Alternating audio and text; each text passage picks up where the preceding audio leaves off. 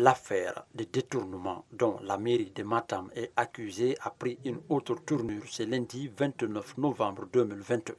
Devant les conseillers très remontés et le maire de la commune, les responsables des différents services mis en cause, notamment les administrateurs des marchés publics, le service de l'impôt et le service financier de cadastre ont pris la parole. Accusés par l'inspection générale qui a récemment évalué la performance des activités de la dite commune, Dame Marie-Anne Lama reconnaît les faits avant de donner les raisons. Les 280 548 832 s'expliquent par les faits suivants. Il s'agit d'une dépense sur 3 ans, 2017, 2018, 2019 et 2020. Les travaux d'entretien et de réparation de bâtiments abritant les bureaux. Les achats de groupes électrogènes. Là-bas, sans groupe électrogène, la ligne de Madina, on ne peut pas travailler dessus. Les achats et fournitures de bureaux.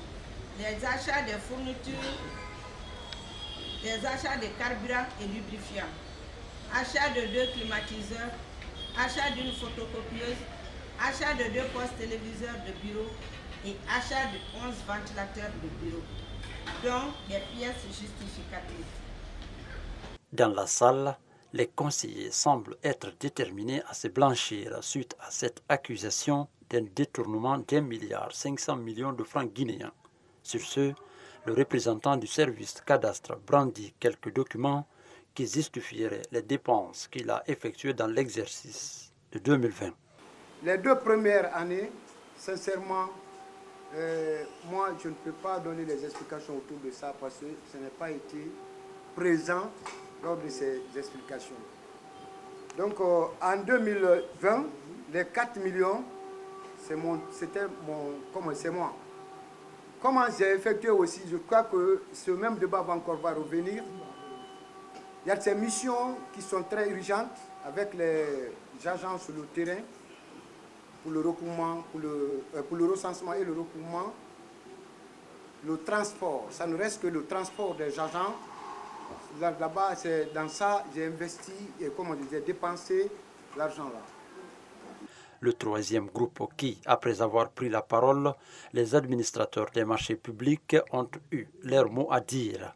Dans leur intervention, il s'est avéré que les marchés de Koléa et celui de Bonfi étaient concédés par Poubelle Conakry qui versait 34 millions chaque année à la commune.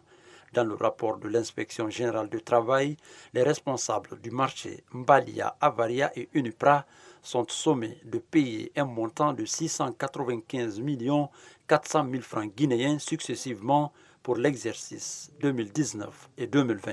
Après des heures de dispute, une commission a été mise en place pour continuer à travailler sur le dossier avec les présumés coupables de ce détournement. La mairie est censée rencontrer le ministre de l'administration du territoire et de la décentralisation pour s'expliquer sur ce prétendu détournement.